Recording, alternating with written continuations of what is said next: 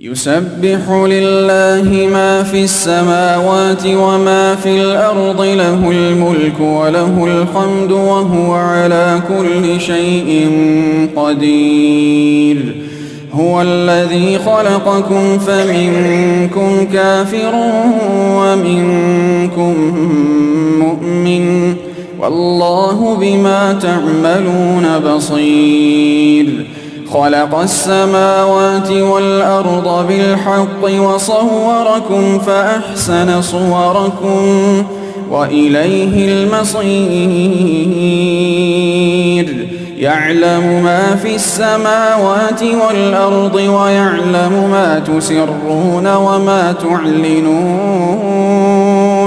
والله عليم بذات الصدور. ألم يأتكم نبأ الذين كفروا من قبل فذاقوا وبال أمرهم ولهم عذاب أليم. ذلك بأنه كانت تأتيهم رسلهم بالبينات فقالوا أبشر يهدوننا فكفروا وتولوا واستغنى الله والله غني حميد.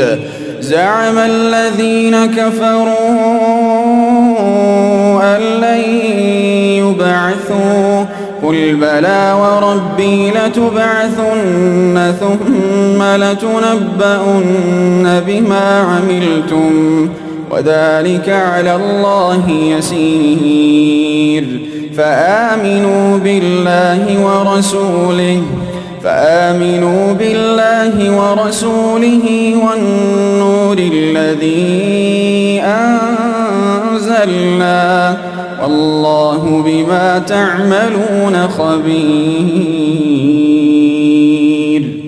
يوم يجمعكم ليوم الجمع ذلك يوم التغابن، ومن يؤمن بالله ويعمل صالحا يكفر عنه سيئاته ويدخله جنات تجري من تحتها الأنهار خالدين فيها أبدا، ذلك الفوز العظيم. والذين كفروا وكذبوا بآياتنا أولئك أصحاب النار خالدين فيها وبئس المصير. ما أصاب من مصيبة إلا بإذن الله، ومن يؤمن بالله يهد قلبه، والله بكل شيء عليم. وأطيعوا الله وأطيعوا الرسول، فإن توليتم فإنما على رسولنا البلاغ المبين. الله لا إله إلا هو، وعلى الله فليتوكل المؤمنون. يا أيها الذين آمنوا إن من أزواجكم